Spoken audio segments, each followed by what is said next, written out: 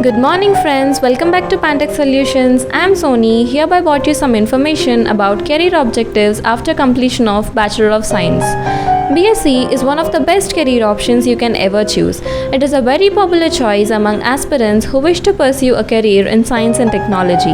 The courses after BSc are plenty based on your option whether in science or computer science. Coming to employment opportunities, graduates in BSc are highly valued professionals in various areas of the industry. They can seek employment in educational institutes, space research institutes, research firms, testing laboratories, forensic crime research, geological survey departments, pharmaceuticals and biotechnological industries, healthcare organizations, chemical industries, environmental management, forest services, wastewater plants, and petrochemical industries. After the completion of BSc degree, students often wonder what to do after BSc. What are all the courses after BSc?